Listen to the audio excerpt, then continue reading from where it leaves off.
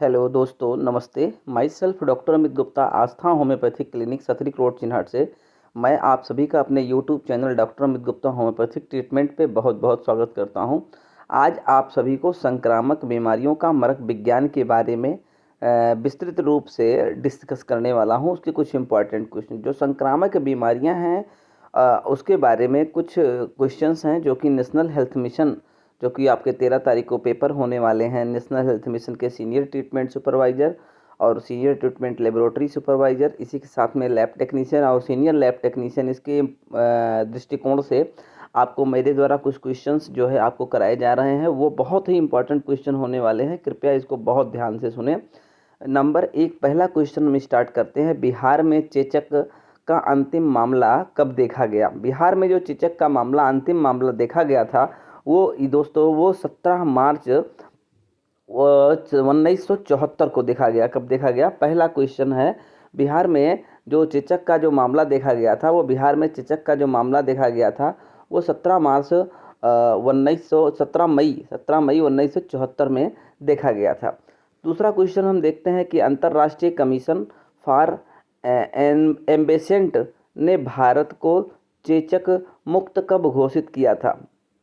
ये इसका सही ऑप्शन है अप्रैल 1977, अप्रैल 1977। दूसरा क्वेश्चन, हम तीसरा क्वेश्चन देखते हैं। विश्व स्वास्थ्य संगठन ने चेचक के उन्मूलन कार्यक्रम की घोषणा कब की? तो 8 मई 1980 को घोषणा की थी। चौथा क्वेश्चन हम देखते हैं कि छोटी चेचक के विषाणु का क्या नाम है? देखिए, जो छोटी चेचक के विषाणु यानी उसका वायरस का नाम है वेरियोला जोस्टर वायरस। इसके पहले भी हम इस क्वेश्चन करा चुके हैं। अगला क्वेश्चन हम देख रहे हैं, छोटी चेचक में जो ददोरे या दाने दिखाई पड़ते हैं उसका कितना जो उसकी अनुमानित अवधि कितने दिन की है? उसकी अनुमानित अवधि जो है 1 से 6 दिन की है दोस्तों। छोटी चेचक का उद्भवन काल मतलब समझते ही आप, बताया ही आपको है, इंक्यूबेशन पीरियड बोलते हैं इसको। 14 से 16 दिन है इसका इंक्यूबेशन पीरियड। अगला क्वेश्चन हम देखते हैं कि खसरा के विषाणु का क्या नाम है? देखिए, जो खसरा का विषाणु है इसका नाम है RNA पैरामैक्सियो वायरस। क्या नाम है? RNA paramyxo virus. अगला देखते हैं कि खसरे का उद्भवन काल कितना है? इसका जो है इंक्यूबेशन खसरे का कितना है? तो 10 से 14 दिन। ये बहुत इंपॉर्टेंट है, कई बार पूछा जा चुका है एग्जाम में। खसरे का जो टीका है वो क्या है? लाइव एटीन्यूटेड वैक्सीन है, लाइव एटीन्यूटेड जीवित वैक्सीन है, लाइव एटीन्यूटेड वैक्सीन है। अगला क्वेश्चन हम करवाते हैं आपको, इसके जस्ट अगला क्वेश्चन आपको देखते, टीकाकरण के कार्यक्रम के अनुसार खसरे का टीका शिशु को कब लगाया जाता है? देखिए, टीकाकरण का पूरा शेड्यूल आप लोगों को जो है हमारे द्वारा डिस्कस किया जा चुका है। पूरा शेड्यूल हमने टीकाकरण का आप लोगों के कार्यक्रम को डिस्कस किया है। तो उसमें हमने टीकाकरण इम्यूनाइजेशन शेड्यूल और उसमें ओमेन का, प्रेग्नेंट ओमेन का, इसके अलावा जो है इन्फेंट का और चिल्ड्रन का टीका शेड्यूल बहुत अच्छे से समझाया है। अगर उस वीडियो को आप देख लेंगे, उस वीडियो को इस वीडियो के डिस्क्रिप्शन में आपको उसका लिंक दे दिया जाएगा, आप उसको आराम से देख लीजिएगा। वैसे टीकाकरण कार्यक्रम के अनुसार खसरे का जो टीका है वो शिशु को जो है वो 9 मंथ में लगा दिया जाता है। अगला क्वेश्चन हम करते हैं कि जो रूबेला जर्मन्स की का इंक्यूबेशन पीरियड क्या है? तो जो जर्मन रूबेला मिजल्स हैं उसका इंक्यूबेशन पीरियड जो है 2 से 3 सप्ताह यानी कि कह सकते हैं 18 दिन है। अगला फिर आते हैं, रूबेला जर्मन की संक्रमित अवधि के लक्षण से पहले कितने दिन पहले है? तो ये आपका ऑप्शन हो जाएगा 7 दिन पहले। अगला देखते हैं, रूबेला या जर्मन मीजल्स के लक्षण क्या क्या हैं? देखिए, रूबेला या जर्मन मीजल्स के जो लक्षण हैं वो जुखाम आ जाएगा, गला बैठ जाएगा और मंद हल्का हल्का सा बुखार रहेगा। कान के पीछे जो आपका लिम्फ नोड्स होगा उसमें भी आपको दर्द हो सकता है। तो ये सारे लक्षण जर्मन रूबेल्स के हैं, या जर्मन मतलब कि रूबेला के हैं, जर्मन मीजल्स के हैं। अब अगला क्वेश्चन करवाते हैं आपको, रूबेला मीजल्स जो है के विषाणु पाए जाते हैं, कहाँ पाए जाते हैं? देखिए, ये अभी लक्षण के आधार पर इस चीज़ को आप जान सकते हैं। जो लक्षण हमने बताया, इस लक्षण के आधार पर आप जान सकते हैं कि रूबेला जर्मन के विषाणु कहाँ कहाँ पाए जाते हैं। तो आपके नसिका मतलब कि नाक में भी पाए जाते हैं, गले में भी, रक्त में भी है, मूत्र में भी। सही मतलब कि ऑप्शन जो है ऑप्शन नंबर ई सही हो जाएगा इसका, कि सभी जगह पाए जाते हैं। अगर हम रूबेला या जर्मन मीजल्स उत्पन्न होता है इसको देखते हैं तो टोंगा वायरस के आरएनए विषाणु से। ये ऑप्शन बिल्कुल सही हो जाएगा, आप इसको नोट कर लीजिए, याद कर लीजिए कहीं। ये 3-4 क्वेश्चन जो अभी रूबेला वाला कराया है बहुत इंपॉर्टेंट है। रूबेला या जर्मन मीजल्स उत्पन्न होता है टोंगा वायरस के आरएनए विषाणु से। अगला क्वेश्चन देखते हैं दोस्तों, निम्न में से जन्मजात रूबेला के दोष हैं। कौन से जन्मजात रूबेला के दोष हैं? रूबेला सिंड्रोम जो है, जन्मजात रूबेला सिंड्रोम के कौन से दोष हैं? तो इसमें ऑप्शन आपके हो जाएगा बहरापन, जन्म विकृति या मोतियाबिंद, ग्लूकोमा या दृष्टि क्षीणता। देखिए बहरापन भी होता है, जन्म से विकृतियां भी हो सकती हैं, इसी के साथ साथ कैटरेक्ट यानी कि मोतियाबिंद भी हो सकता है, ग्लूकोमा मतलब इंट्रा आकुलर प्रेशर जो है वो बढ़ जाता है, ये भी हो सकता है, और दृष्टि क्षीणता मतलब कि उसको देखने में विजन कमज़ोर भी हो सकता है। तो ये बिल्कुल आपका सारा ऑप्शन बिल्कुल सही है। तो यानी कि उपरोक्त सभी इसमें सही हो जाएगा। इसमें कौन सा ऑप्शन सही होगा? उपरोक्त सभी। चलिए उपरोक्त सभी ये सही हो गया। अगला देखते हैं, गलसुआ का एजेंट है, हमने बताया था पैरामैक्सियो वायरस, गलसुआ का बताया था हमने कि जिसको बोलते हैं मम्स। कौन सी डिजीज? MUMPS mumps. मम्स को बोलते हैं मम्स को बोलते हैं गलसुआ। और गलसुआ जो है ये पैरोटिड ग्लैंड का इन्फ्लामेशन है। क्या है? पैरोटिड ग्लैंड का इन्फ्लामेशन को बोलते हैं हम गलसुआ। पैरोटुडाइटिस हो जाता है, यानी इधर साइड में, इस साइड में पैरोटिड ग्लैंड पाई जाती हैं जो सेलेब्री ग्लैंड्स होती हैं। पैरोटिड सेलेब्री ग्लैंड है, सब लिंगुअल सेलेब्री ग्लैंड है, सब मैक्सिलरी सेलेब्री ग्लैंड है। और इन सारे सेलेब्री ग्लैंड से एक क्या सिक्रीट होता है? सलाइबा सिक्रीट होता है। जो सलाइबा जो है कहाँ जाता है? वो भोजन में मिक्स होता है और भोजन को इजी पाचन करने के लिए बनाता है। ठीक है ना। आगे फिर हम देखते हैं कि गलसुआ का एजेंट का कारक क्या है। तो दोस्तों एकदम सही ऑप्शन लगा दीजिए, पैरामॉक्सियो वायरस या मैक्सो वायरस पैराटुडाइटिस। देखिए इसमें दिया गया है, H1N1 नहीं है, वेरियोला वायरस नहीं है, V2 जोरिस नहीं है, H1N1 आप जानते हैं फ्लू है। ठीक है ना। आगे देखते हैं, गलसुआ वायरस पाया जाता है, कहाँ पाया जाता है? देखिए गलसुआ वायरस कहाँ पाया जाता है? आपका रक्त में भी पाया जाएगा, दूध में भी पाया जाएगा, मूत्र में भी, और सभी जगह बिल्कुल एकदम सही ऑप्शन है। तो दोस्तों ये देखिए बहुत इंपॉर्टेंट क्वेश्चन आज आप सभी को करवा रहे हैं। अगला देखते हैं हम ये कि जो है MMR का मतलब क्या है। देखिए MMR का मतलब क्या है? MMR देखिए हमने आपको बताया था मीजल्स और मम्स और गलसुआ। ठीक है, मम्स को गलसुआ बोलते हैं, मीजल्स है, M का मतलब मम्स है, और R को रूबेला बोलते हैं। तो ये बहुत क्वेश्चन पूछा जाता है, MMR लीड्स टू, तो आपका मीजल्स है भी है, मीजल्स है, और गलसुआ को बोलते हैं मम्स, MUM मम्स अभी बताया हमने, और रूबेला बताया। तो ये चारों ऑप्शन बिल्कुल आपके सही हो जाएंगे। यहाँ देखिए MMR का मतलब क्या हो जाएगा? ऑल ऑफ द एबव हो जाएगा। ओके, अगला क्वेश्चन आपको कराते हैं, इन्फ्लुएंजा रोग की विशेषता क्या है? इन्फ्लुएंजा रोग मतलब, इन्फ्लुएंजा मतलब जानते ही आपको, बुखार आना, सर्दी आना, तो अचानक ठंडी लगना, ये सारे लक्षण हैं। तो यानी कि अचानक ठंड से जुड़ी हुई बेचैनी। और अगला बिल्कुल सही है, बुखार या स्नायु में पीड़ा, खांसी, और ये सभी बिल्कुल डी ऑप्शंस हैं, बिल्कुल सही हो जाएंगे। आपको ये डी ऑप्शंस बिल्कुल सही हो जाएगा, यानी कि इसमें हो जाएगा ये डी वाला ऑप्शन सही हो जाएगा, ये सभी। अगला देखते हैं, इन्फ्लुएंजा के टाइप क्या है। अभी देखिए आ गया ना, H1N1 फ्लू बताया था मैंने, H2N2, H3N3, ये सारे इसके जो है इन्फ्लुएंजा के टाइप है। स्वाइन फ्लू क्या है? आप जानते हैं जैसा कि स्वाइन फ्लू सांस फूलने लगती है, श्वसन रोग के बारे में। ठीक है, ना तो त्वचा रोग से है, ना कैंसर से है, इनमें से कोई नहीं तो हो ही नहीं सकता है। तो आपको हमने बताया कि स्वाइन फ्लू जो है वो क्या है बेटा? वो है एक श्वसन रोग के संबंध में बीमारी है। अगला देखते हैं हमने, निम्न में से कौन सा टीका गर्भवती को नहीं लगाना चाहिए? देखिए टिटनेस का टीका लगता है, बिल्कुल लगता है, और मम्स का भी लगता है, MMR का टीका दिया जाता है, यानी कि ये टीका नहीं लगाना चाहिए। तो अगर देखा जाए कि A व B दोनों, ये बिल्कुल नहीं लगेगा, मतलब कि ये गलसुआ का टीका बिल्कुल नहीं लगेगा, इसको टिटनेस का टीका लगता है। इसमें ये ऑप्शन जो दिया नहीं लगाना चाहिए, टिटनेस का तो लगता है और ए बी तो हो नहीं सकता, ये नहीं, तो इसके मतलब गलसुआ यानी मम्स का टीका ही होता है। ये क्वेश्चन जो है, इस क्वेश्चन का आंसर जो हो जाएगा गलसुआ, यानी मम्स का टीका जो है प्रेग्नेंट लेडी को नहीं लगता। प्रेग्नेंट लेडी को प्रेगनेंसी में, अभी देखिए हमारा जो वीडियो डिस्क्रिप्शन में मिलेगा उसमें आप देखेंगे कि उसमें प्रेग्नेंट लेडी को सिर्फ एक ही टीका मैंने बताया है, उस टीके का नाम है, आपको बताएं, टिटबैक का टीका। ठीक है, तो कौन सा टीका लगाया जाता है, यहाँ पे आ जाएगा टिटनेस का टीका लगाया जाता है। प्रेगनेंसी के पहले लगाया जाता है और डिलीवरी के बाद जस्ट लगाया जाता है। उसको उसमें डिटेल आप देख लीजिएगा, पढ़ लीजिएगा। अगला देखते हैं कि इन्फ्लुएंजा का उद्भवन काल क्या है। देखिए इन्फ्लुएंजा का जो उद्भवन काल है 18 से 72 घंटा है।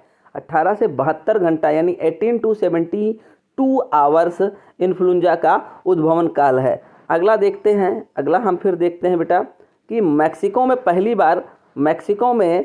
बार 2009 में स्वाइन फ्लू को क्या नाम दिया गया था।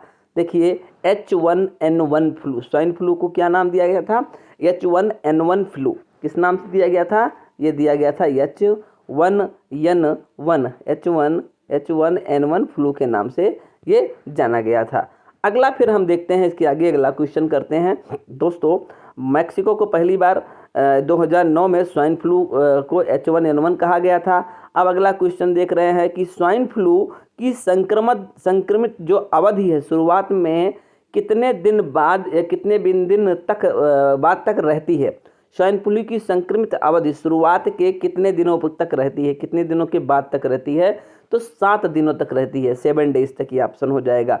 डिप्थीरिया रोग के कारक या एजेंट क्या हैं। देखिए डिप्थीरिया का सी डिप्थीरी यही ऑप्शन है, कॉर्नीबैक्टीरियम डिप्थीरी।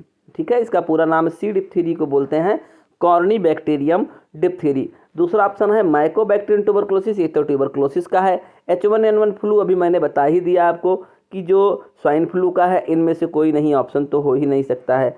अगला देखते हैं कि निम्न में से डिप्थीरिया के जीवाणु जो है किस प्रकार के हैं। डिप्थीरिया का जो जीवाणु है वो किस प्रकार का है, तो ये हम देखते हैं कि इसका ऑप्शन हो जाएगा ग्रेविस भी है, मिंटिस भी है, इंटरमीडियस भी है, यानी कि ये सारा ऑप्शन हो जाएगा आपका डी ऑप्शन इसमें बिल्कुल सही हो जाएगा। अगला क्वेश्चन दोस्तों हम कराते हैं आप सभी को कि डिप्थीरिया रोग की संक्रमित अवधि होती है रोग उत्पन्न होने के बाद कितने दिन बाद, 14 से 28 दिन, बिल्कुल एकदम करेक्ट ऑप्शन है। डिप्थीरिया के टेस्ट में कौन सा टेस्ट किया जाता है, सिंक परीक्षण किया जाता है। अगला देखते हैं कि डिप्थीरिया का टीका लगाया जाता है। जो डिप्थीरिया का टीका है वो लगाया जाता है, कहाँ लगाया जाता है, बहुत इंपॉर्टेंट क्वेश्चन, मांसपेशियों में लगाया जाता है। इंट्रामस्कुलर IM इंजेक्शन दिया जाता है डिप्थीरिया का, कहाँ दिया जाता है, मांसपेशियों पर दिया जाता है। डिप्थीरिया में कौन सी दवाई दी जाती है, देखिए डिप्थीरिया में आपको पेनिसिलिन और एजिथ्रोमाइसिन दोनों दवाइयाँ दी जा सकती है, दोनों दवाइयाँ चलती हैं, पेनिसिलिन भी चलती है और एजिथ्रोमाइसिन भी चलती है। फिर अगला क्वेश्चन हम आपको कराते हैं, निम्न में से कौन सी बीमारी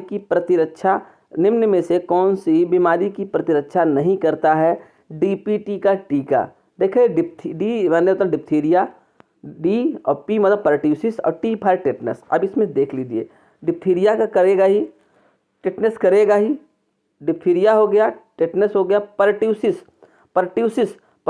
क्या है, परट्यूसिस को बोलते हैं हम हुपिंग कफ भी बोलते हैं। ठीक है, इसको हुपिंग कफ मतलब काली खांसी।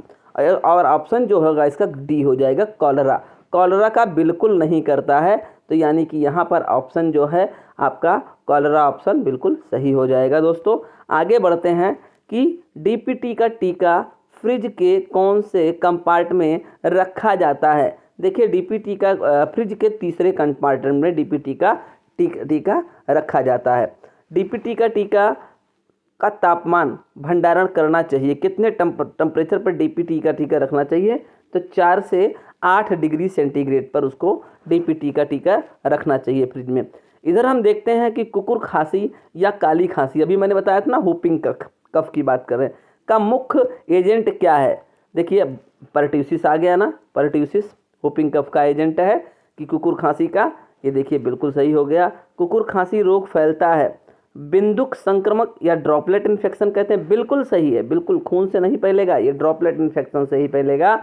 हम कम्युनिकेबल डिजीज़ को पढ़ा रहे थे, तब आपके समक्ष आपको बताया था कि कौन कौन सी डिजीज़ कौन कौन से बैक्टीरिया के कारण से, और अब इन्फेक्शन के आगे बताएंगे कौन कौन से डिजीज़ कौन कौन से ड्रॉपलेट इन्फेक्शन से, एयरबॉर्न इन्फेक्शन कैसे कैसे फैलता था, उसको अगली वीडियो में हम विस्तृत रूप से आपको डिस्कस करेंगे। अब देखते हैं कुकुर खांसी सामान्यतः रहती है कितने दिन तक रहती है। देखिए 6 से 8 सप्ताह तक कुकुर खांसी जो है सामान्यतः रहती है। निम्न में से कुकुर खांसी की जटिलता है। श्वास रोड प्रणाली, बिल्कुल श्वास रोड में तो होगी ही। श्वसन नली में निमोनिया, ब्रोंकाइटिस, बिल्कुल ये सारे होंगे लक्षण, यानी कि ऑप्शन यहाँ पर आपका डी सही हो जाएगा। अगला क्वेश्चन दोस्तों फिर करवाते हैं आप सभी को। कुकुर खांसी पर नियंत्रण के लिए दवा दी जाती है। देखिए प्रोफाइलेक्टिक ट्रीटमेंट यानी प्रोफाइलेक्टिक एंटीबायोटिक भी दी जाती है, एजिथ्रोमाइसिन भी दी जाती है, एम्पिसिलिन भी दी जाती है, यानी कि ये सारा ऑप्शन सही हो जाएगा। अगला क्वेश्चन देखते हैं तपेदिक, यानी कि आपको ट्यूबरक्लोसिस की बात कर रहे हैं। तपेदिक रोग का एजेंट क्या है? अभी आपको बताया कि माइकोबैक्टीरियम ट्यूबरक्लोसिस इसका एजेंट है। अगला क्वेश्चन करते हैं तपेदिक मुख्यतः किस अंग को प्रभावित करता है? बिल्कुल फेफड़े को प्रभावित करता है। अगला देखते हैं टीबी का उद्भवन काल क्या है? तो टीबी का जो उद्भवन काल है 3 से 6 सप्ताह इसका इंक्यूबेशन पीरियड है। तपेदिक या टीबी में टेस्ट किया जाता है। देखिए कौन सा टेस्ट किया जाता है? मॉन्टोक्स टेस्ट बिल्कुल किया जाता है, बी ऑप्शन है।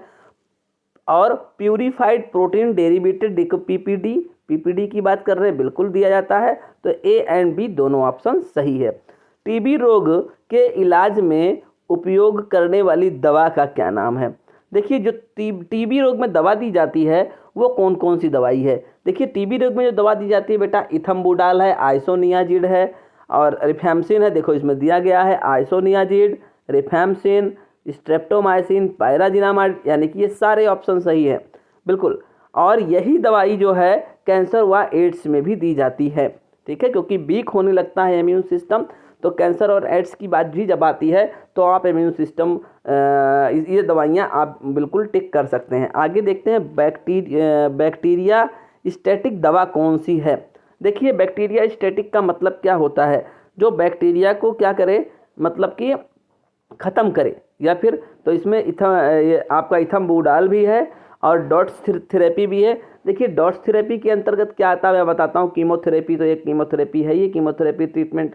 और देखिए डार्ट्स जो होता है direct observe short time treatment दी जाती है, जो कि किसी भी आपको जो है डॉट सेंटर पर अवेलेबल होता है, जो कि ट्यूबरक्लोसिस का सेंटर होता है, आर्थराइज सेंटर होता है, वहाँ पर direct observe short time treatment दिए जाते हैं टीबी के पेशेंट को। अब देखते हैं सबसे पहले कि टीबी के इलाज में उपयोग होने वाली प्रतिरोधक दवा कौन सी है। देखिए इसमें कौन सी दवा है, इसमें साइक्लोक्रोनिन भी है, एथियोमाइड है, प्रोपियोनामाइड है, कैंथेंसिन है, सब सारी दवाइयाँ हैं, बिल्कुल सारा ऑप्शन सही हो जाएगा। अब देखते हैं अगला क्वेश्चन देखते हैं, बीसीजी का टीका किस रोग के लिए दिया जाता है? तो बैसिलस क्लाइमेट गुरिन का टीका जो होता है, बीसीजी का फुल फॉर्म है, बीसीजी का फुल फॉर्म है बैसिलस क्लाइमेट गुरिन, इसका फुल फॉर्म है, और ये जो है टीबी के उसमें दिया जाता है। आगे देखते हैं बीसीजी का टीका क्या है, तो आपको पता ही है कि जो बीसीजी का टीका है वो लाइव एटीन्यूटेड वैक्सीन है। आगे देखते हैं वह कौन सा, आगे देखते हैं कि आगे देखते हैं वह कौन सा देश है जहां पोलियो को पूरी तरीके से नष्ट कर दिया गया है, तो वो देश कौन सा है? क्यूबा है, ठीक है, क्यूबा है। आगे फिर देख लेते हैं हम कि निम्न में से आरएनए वायरस का प्रकार है। अब क्या क्या है? DsRNA, double plus single standard RNA, double S RNA, ये सारे RNA हैं, बिल्कुल RNA के प्रकार हैं। पोलियो वायरस पानी में कब तक जिंदा रहता है? जो पोलियो वायरस में 4 महीने तक पानी में जिंदा रहता है। पोलियो वायरस जो है वो पानी में 4 महीने तक जिंदा रहता है। अगला क्वेश्चन देखते हैं, आप सभी के सामने है जो स्क्रीन पर, पोलियो वायरस मल में कब तक जिंदा रहता है? देखिए जो पोलियो वायरस है वो मल में 6 मंथ तक जिंदा रहता है। कब तक जिंदा रहता है दोस्तों? 6 मंथ तक पोलियो वायरस मल में जिंदा रहता है। कितने महीने तक? 6 महीने तक ये जिंदा रहता है। अगला क्वेश्चन करवाते हैं बेटा, पोलियो का उद्भवन काल क्या होता है? पोलियो का उद्भवन काल आगे देखते हैं। पोलियो का जो उद्भवन काल है वो 7 से 14 दिन तक है। कितना दिन तक? 7 से 14 दिन तक। देखते हैं पोलियो का टीका क्या है। पोलियो का टीका ए और बी, जीवित यानी कि लाइव एटीन्यूएटेड वैक्सीन और डेड एटीन्यूएटेड वैक्सीन दोनों है।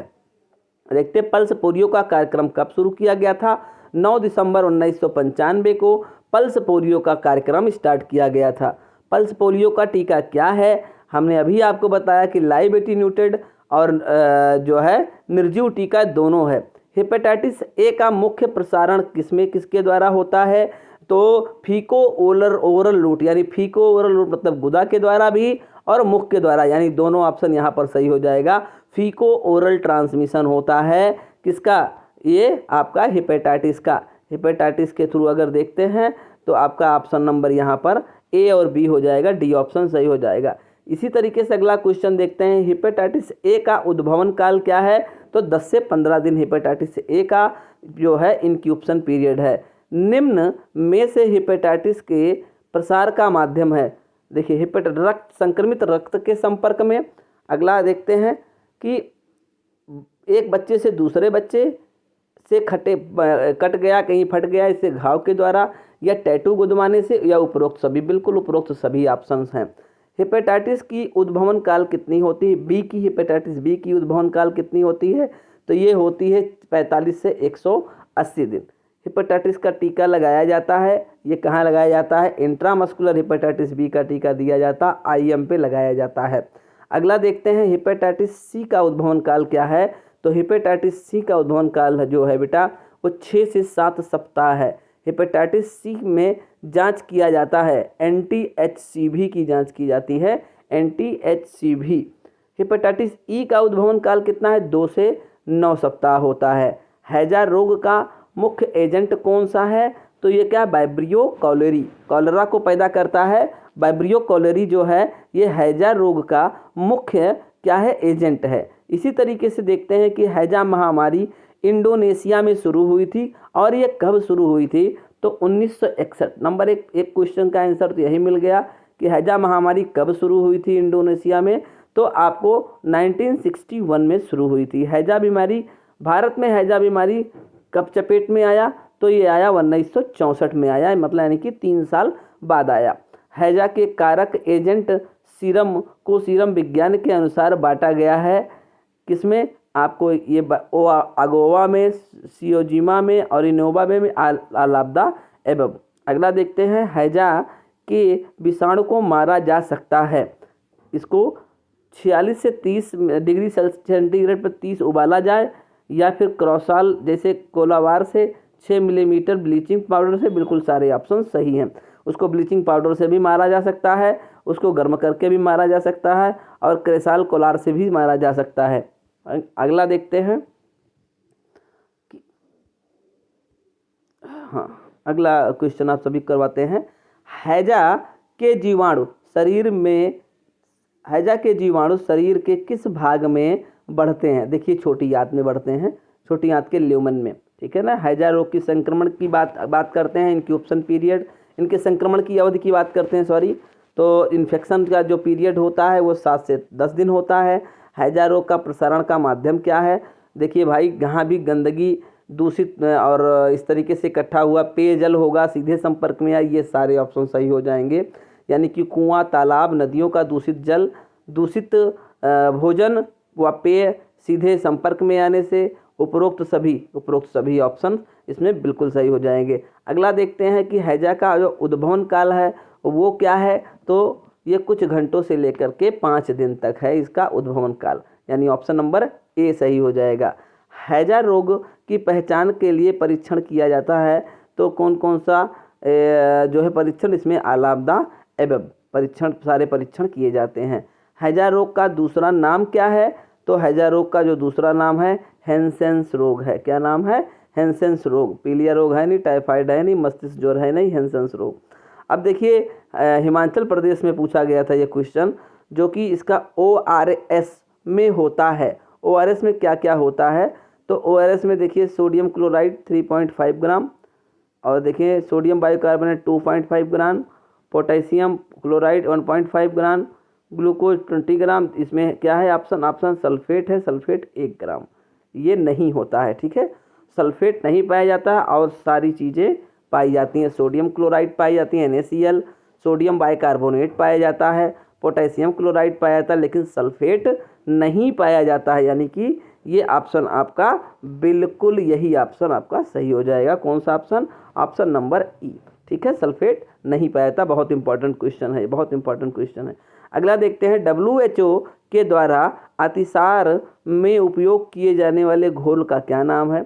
आप जानते हैं इसको ORS बोलते हैं, उसको बोलते हैं डायरियल ट्रीटमेंट सोल्यूशन बोल देते हैं, रिंक्सर लैक्टेट सोल्यूशन भी बोलते हैं, यानी कि सभी ये कुछ भी बोल सकते हैं, इसको किसी भी फॉर्म में ये ORS का घोल दिया जा सकता है। अगला क्वेश्चन करवाते हैं कि तीव्र अतिसार के कारण से शरीर में किसकी कमी होती है? देखिए बेटा, उसमें शरीर में कमी लवण की हो जाती है और पानी की हो जाती है, यानी कि डिहाइड्रेशन के कारण से पानी की कमी हो रही है और तमाम टाइप की जो साल्ट हैं वो साल्ट जो है आपको उसकी कमी हो जाती है। तो आप ये देख रहे हैं बहुत इंपॉर्टेंट क्वेश्चन दोस्तों आज आपके सामने हम डिस्कस कर रहे हैं।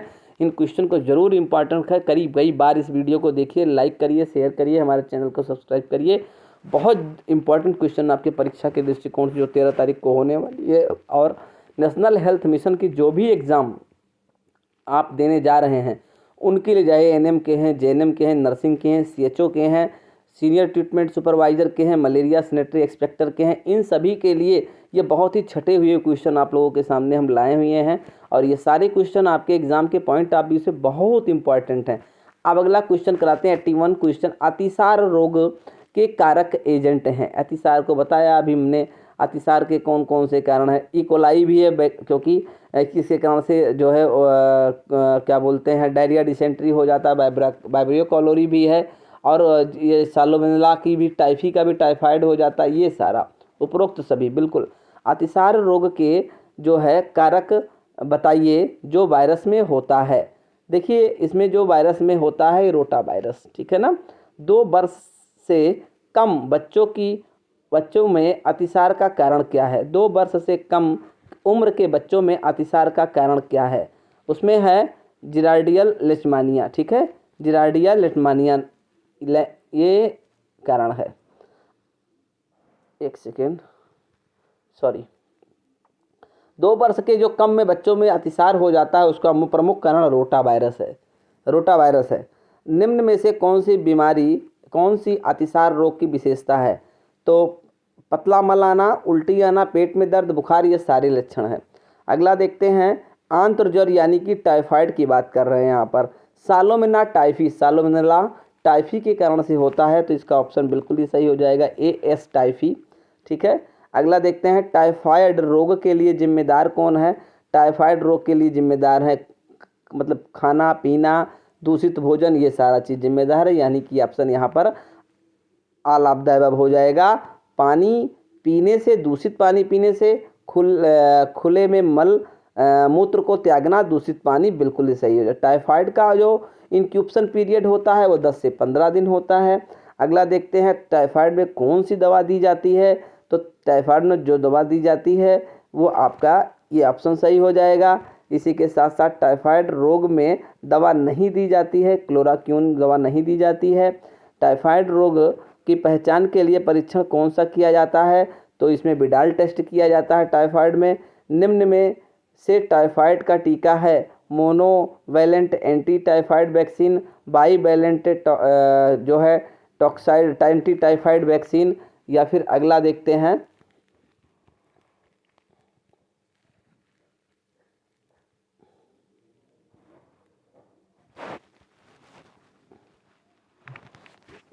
एक सेकंड दोस्तों, ये क्वेश्चन कट गया है, माफ़ी चाहते हैं। अब अगला देखते हैं एमीबियासिस। एमीबियासिस का उद्भवन काल कितना होता है? तो जो एमीबियासिस का उद्भवन काल होता है वो होता है आपका 2 से 4 सप्ताह। एमीबियासिस में कौन सी दवा दी जाती है? तो इसमें एल्बेंडाजॉल और टेंडाजॉल दोनों दवा दी जाती है। एस्केरियासिस जो दवाई है, एस्केरियासिस बीमारी है, वो क्या है, वो आपका जो है एक पैंडेमिक बीमारी है, यानी कि देश में या विश्वव्यापी बीमारी है। एस्केरियासिस की बात करते हैं, उपचार में कौन सी दवा दी जाती है, तो ये सारी दवा दी जाती है। ये है piperazine salt, albendazole and mebendazole and parenteral दवा, ये यानी कि ये सारी दवाइयाँ दी जाती है। एस्केरेसिस नर की लंबाई कितनी होती है, तो ये होती है 15 से 25 सेंटीमीटर, और इसकी चौड़ाई या लंबाई क्रमशः कितनी होती है, तो अभी आपको बताया कि मैंने इसकी 15 से, यानी कि इसमें 15 से 25 तो बताया ही, 3 से 4 मिलीमीटर ये चौड़ाई हो जाती है इसकी, यानी कि सी ऑप्शन सही हो जाएगा। एस्केरियासिस मादा एजेंट की लंबाई व चौड़ाई क्रमशः कितनी होती है, तो ये दोस्तों 25 से 40 सेंटीमीटर और 5 सेंटीमीटर इसकी जो है चौड़ाई होती है। अंकुश कृमि का जीवन काल कितना होता है, तो 3 से 4 दिन अंकुश कृमि का जीवन काल होता है। तो दोस्तों आज आप सभी को नेशनल हेल्थ मिशन के अंतर्गत जो आने वाली आपकी परीक्षा में ये करीब 100 क्वेश्चन 100 क्वेश्चन को हमने आज आप सभी को कराया, और ये 100 क्वेश्चन बहुत ही इंपॉर्टेंट है आपके एग्जामिनेशन पॉइंट ऑफ व्यू से। आप सभी लोग इस क्वेश्चन को बार बार देखें और इसको बिल्कुल याद कर लें। ऐसे क्वेश्चन जो कि आपके कई एग्जामिनेशन में बार बार रिपीट किए गए हैं, उन्हीं सारे क्वेश्चन को मैं आपको करवा रहा हूं, जो कि आपकी परीक्षा के दृष्टिकोण से बहुत इंपॉर्टेंट हैं। तो आप हमारे चैनल को लाइक करें, शेयर करें और सब्सक्राइब जरूर कर लें, और बेल आइकन का घंटी दबा दें, जैसे कि हम जैसे ही कोई वीडियो अपलोड करें तो आपको नोटिफिकेशन या सूचना मिल जाए। अभी इसके डिस्क्रिप्शन बॉक्स में आप सभी को हम इम्यून सिस्टम या इम्यूनिटी सिस्टम के जो है का डिस्क्रिप्शन में लिंक भेज देंगे। आप सभी लोग जो इम्यूनिटी या इम्यूनाइजेशन या फिर उसके शेड्यूल, इम्यूनाइजेशन शेड्यूल, इन सब के लिंक को मैं आपको डाल दूंगा। आप लोग उनकी भी वीडियो भी ज़रूर देख लीजिएगा कि कब कब कौन कौन सा टीका लगाया जाता है प्रेग्नेंट वोमेन में, और क्या बोलते हैं इन्फेंट में, और नवजात शिशु में और बच्चों में। धन्यवाद, बहुत बहुत धन्यवाद, थैंक यू।